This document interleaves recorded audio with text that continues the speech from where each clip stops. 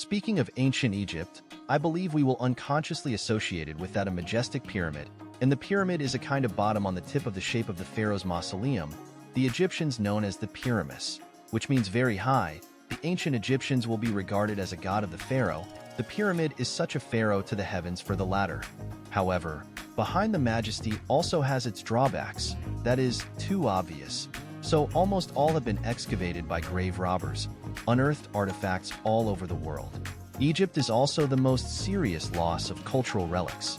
But we want to introduce today this ancient Egyptian pharaoh's tomb is an exception. It is the tomb of Tutankhamun Pharaoh. Some friends will ask, how he is an exception? The reason is that his reign was short, and he died violently before he could build it. Tutankhamun became one of the most famous pharaohs, rather because of another of his legendary stories, the curse of the Egyptian pharaohs. The story originates in the early 1900s with the long and fraught discovery of Tutankhamun's tomb by British explorer Howard Carter. Born in 1874, Howard Carter was an archaeological legend.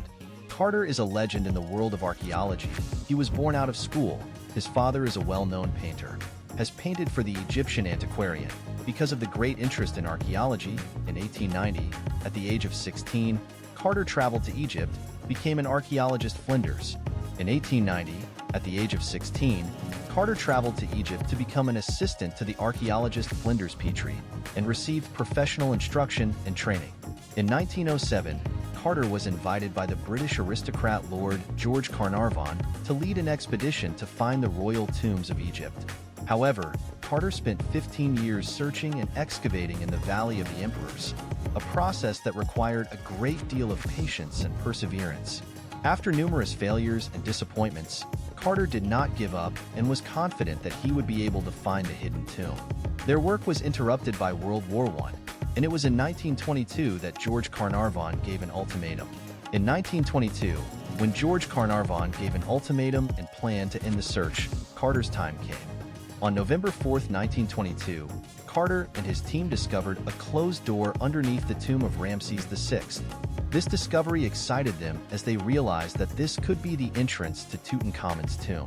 Carter carefully cleared the door of sand and debris. Then, with the help of a lit candle, he saw a steep stone staircase behind the door. Judging from years of experience that it was part of a hidden underground staircase, they slowly dug down until they reached the 12th step and found an entrance. A 3,000-year-old seal on the outer door confirmed that it was a royal tomb, and that the contents of the tomb were intact. And 3 weeks later, they reached the inner door and saw the palace seal, representing King Tutankhamun stamped on the mortar. On February 16, 1923, the archaeological team opened the entrance to the sealed doorway, and the capital found the sarcophagus of King Tutankhamun and the burial crypts, as well as the accompanying human figures.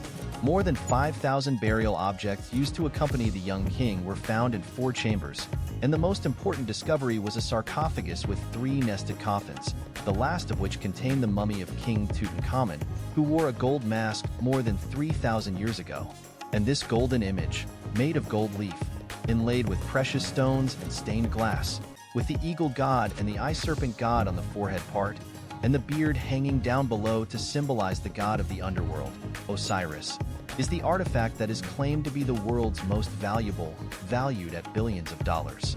Carter's discovery shocked the world and was one of the most important archaeological discoveries of the 20th century, making him a world-famous archaeologist. With the excavation of the tomb, a large number of precious artifacts and artworks were revealed, further deepening people's understanding and knowledge of the ancient Egyptian civilization. At the same time, legends about the pharaoh's curse sprang up, adding to the mystery of the event. These rumors still leave a deep impression on people's minds and have become an important topic in the field of Egyptian archaeology and history. Some of the most striking parts of the story are those of mysterious deaths and catastrophes associated with the excavation of the pharaoh's tombs. It is said that the curse was first effected when the archaeologists excavating the tomb of King Tutankhamun had one unfortunate incident after another. These events caused the legend of the pharaoh's curse to become widespread among the public and caused great concern and discussion. Tutankhamun was not the most accomplished pharaoh in the history of ancient Egypt, but the discovery of his tomb represents the pinnacle of Egyptian archaeology, making him one of the most famous pharaohs of all time. Tutankhamun reigned at the age of 9 and died a violent death at the age of 19 due to a family genetic disease. There is a rumor that in 1922 Carter found several inscriptions of Tutankhamun's curse in his tomb, including one that reads, "Anyone who enters this tomb with an impure heart, I will strangle him as I would strangle a bird." Although the veracity of this is doubtful, but the events that ensued are chilling. Lord Carnarvon, who had entered Tutankhamun's tomb, died mysteriously afterward from a mosquito bite just a few months after opening the pharaoh's chamber. The curse of Tutankhamun began to spread after Lord Carnarvon's death. Superstitious people began to talk about it as retribution for disrespecting the pharaoh. Newspapers began to carry headlines such as "Pharaoh's Revenge," with subheadings that read "Tutankhamun's curse had killed another man." And the 19th death was reported as 78-year-old Lord Westbury died today from an accidental death. Lord Westbury, whose son was the secretary to Howard Carter, the archaeologist who excavated Tutankhamun's tomb, jumped to his death today from the 7th floor of his London home.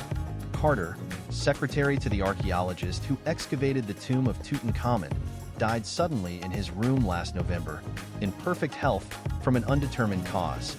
Rumors of the curse of the ancient Egyptian pharaohs have been rumored to be frightening and have even appeared in novels, movies, and television shows.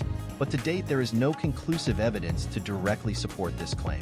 The so-called evidence often comes from coincidental deaths or rumors related to the excavation of tombs, and none of these can scientifically prove the existence of the curse. Some scholars and scientists have also put forward several possibilities for the curse legend. 1. Bacteria. Closed tombs may exist in the toxic fungi. Open the chamber archaeologists inhaled fungi leading to death. 2. Poisons. According to the study of the ancient Egyptians are good at making poisons, the builders may be smeared with poisons in the walls or coffins. The air enters to lead to the volatilization of poisonous gases, which led to the death of those who entered the poisoning. 3. Radiation. Geographers in the Central Egypt found a uranium mine.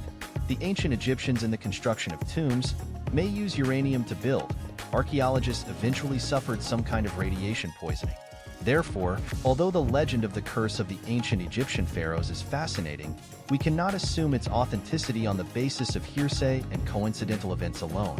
In the absence of conclusive evidence, we should maintain a rational and objective attitude and explore the truth of ancient Egyptian civilization from a scientific perspective.